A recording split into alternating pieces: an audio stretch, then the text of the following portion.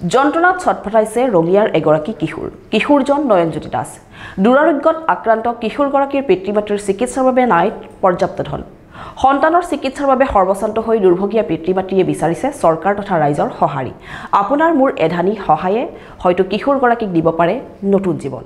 নৰক যন্ত্ৰণাত ছটফটাইছে ৰঙিয়াৰ সমীপৰে ১ নং সংসঙৰ এগৰাকী কিশোৰে চিকিৎসাৰ বাবে নাই পৰ্যাপ্ত ধন কিশোৰজন নয়নজ্যোতি দাস বিগত ৩ মাহে মৃত্যুৰ সৈতে যেন যুঁজ দিছে এইগৰাকী কিশোৰে দিন হাজিৰা কৰা পিতৃ-মাতৃয়ে সন্তানটি জটিল ৰোগত আক্ৰান্ত হোৱাৰ পাছৰে পৰা ভুগিছে অজান আশংকাত আৰ্থিক দিনতাৰ বাবে পৰ্যাপ্ত চিকিৎসা সেৱাও আগবঢ়াব পৰা নাই পিতৃ-মাতৃয়ে ইতিমধ্যে চিকিৎসাৰ নামত দৰিদ্ৰ পৰিয়ালটোৱে বিক্ৰী কৰিছে সকলো সা-সম্পত্তি পুত্ৰক সুস্থ কৰি তুলিবলৈ এতিয়া বিধায়ক মুখ্যমন্ত্ৰী তথা ৰাইজৰ সহায় বিচাৰিলে এই দুৰ্ভগীয়া পিতৃ-মাতৃয়ে আপুনিও সহায় আগবঢ়াব পাৰে এই দুৰ্ভগীয়া কিশোৰটোক যোগাযোগ কৰক 9016385700 নম্বৰত লৰাটো আজি 2 মাহ হল জিএমসি ট্ৰিটমেন্ট কৰিছিলো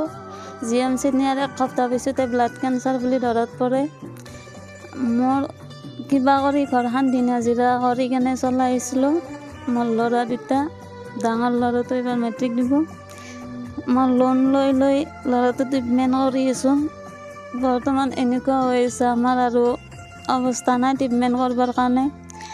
মই এমএলএ ছাৰৰ ঘৰতো 2-3 দিন মান গেলো ল'ৰাটোক থৈ কেনে জিএমচিৰ পৰা বাহিৰে আহিছিলোঁ কিন্তু মই একদিনো লগ পোৱা নাই এদিন ভৱেশ কলিতাক লগ পালোঁ এপ্লিকেশ্যন এখন দি আহিলোঁ এতিয়াক লাগি কোনো সঁহাৰি পোৱা নাই মই এটাই অনুৰোধ কৰোঁ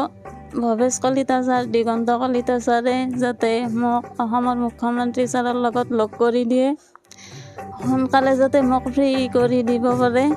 মই ল'ৰাটোক ট্ৰিটমেন্ট কৰিব পাৰোঁ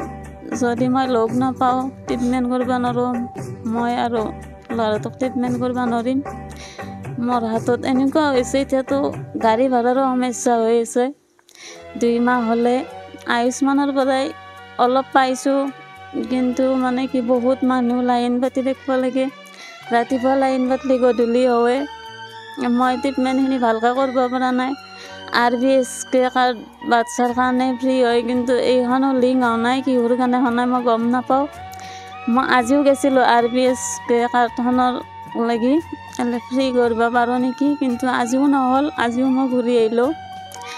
যাতে মোক মুখ্যমন্ত্ৰী ছাৰে অকণমান সহায় কৰি দিয়ে স্বাস্থ্যমন্ত্ৰী ছাৰে অকণমান সহায় কৰি দিয়ক মই এটাই অনুৰোধ কৰোঁ যে আমাৰ ৰঙিয়া সমষ্টিৰ মন্ত্ৰী মাননীয় ভৱেশ কলিতা ডাঙৰীয়াদেৱ কমলপুৰ সমষ্টিৰ বিধায়ক মাননীয় দিগন্ত কলিতা ডাঙৰীয়াক মই এটাই আহ্বান জনাইছোঁ যে মই দিন হাজিৰা কৰি খোৱা মোৰ কোনো উপায় নাই যিখিনি মানে ধন টকা পইচা আছিল গোটাইনি আদায় এতিয়া ল'ৰাটো তাৰমানে ভালৰ ফালে হয় না যে যিহেতু ক'লে যে অসমৰ মুখ্যমন্ত্ৰীক লগ কৰি যে মোৰ ল'ৰাটোক খুব ভালৰভাৱে তাৰমানে বাহিৰৰ চিকিৎসাই হওক বা অসমৰ আমাৰ GMC হওক যাতে এনেকৈ গোটাইখিনি আমাক ফ্ৰী কৰি দিব বুলি মই আশা কৰিছোঁ